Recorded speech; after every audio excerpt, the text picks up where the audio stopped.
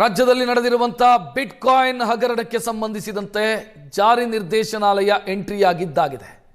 ಕಾಂಗ್ರೆಸ್ ಶಾಸಕ ಹ್ಯಾರಿಸ್ ಅವರ ಪುತ್ರ ನಲಪಾಡ್ ನಿನ್ನೆ ಬೆಳಗ್ಗೆ ಅವರಿಗೆ ಇಡಿ ಶಾಕ್ ಕೊಟ್ಟಿತ್ತು. ಸುಮಾರು 21 ಗಂಟೆಗಳ ಕಾಲ ಶಾಂತಿನಗರದ ಹ್ಯಾರಿಸ್ ಅವರ ಮನೆಯನ್ನು ಜಾಲಾಡಿದೆ ಇಡಿ.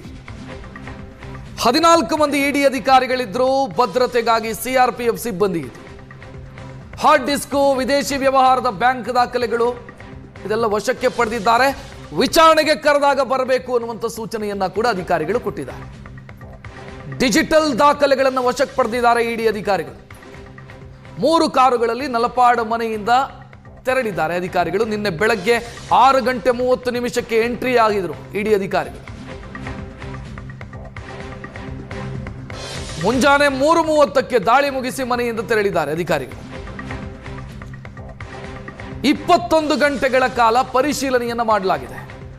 ಹ್ಯಾರಿಸ್ ಅವರ ಮನೆ, ಅವರ ಉದ್ದಿಮೆಗಳಿಗೆ ಸಂಬಂಧಿಸಿದಂಥ ಕಚೇರಿಗಳು, ಹ್ಯಾರಿಸ್ ಅವರ 2 ಪುತ್ರರು, ಅವರಿಗೆ ಸಂಬಂಧಿಸಿದಂಥ ಪ್ರಾಪರ್ಟಿ, ಇದೆಲ್ಲ ಕಡೆ ದಾಳಿಯನ್ನು ಮಾಡಲಾಗಿದೆ. ಇನ್ನು ಹ್ಯಾಕರ್ ಶ್ರೀಕಿಯ ಮನೆಯ ಮೇಲೂ ಕೂಡ ಇಡಿ ಅಧಿಕಾರಿಗಳು ದಾಳಿ ಮಾಡಿದರು.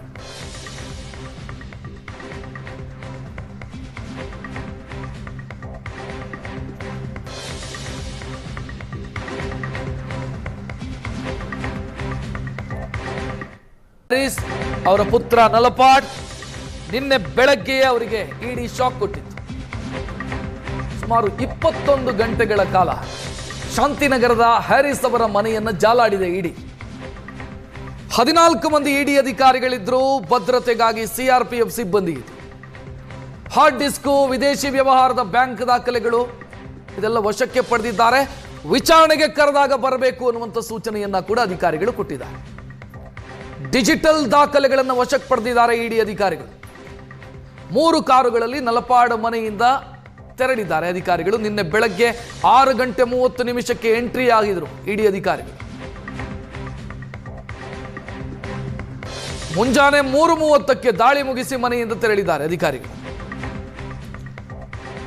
21 ಗಂಟೆಗಳ ಕಾಲ ಪರಿಶೀಲನೆಯನ್ನ ಮಾಡಲಾಗಿದೆ.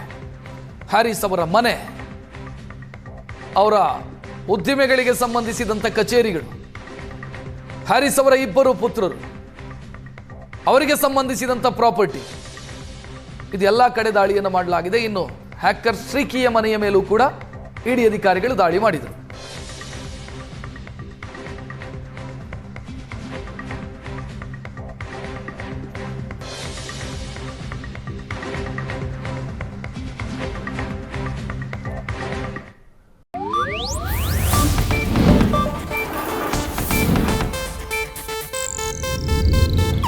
ಇದು ಏಷ್ಯಾನೆಟ್ ನ್ಯೂಸ್ ನೆಟ್ವರ್ಕ್ ಪ್ರಸ್ತುತಿ.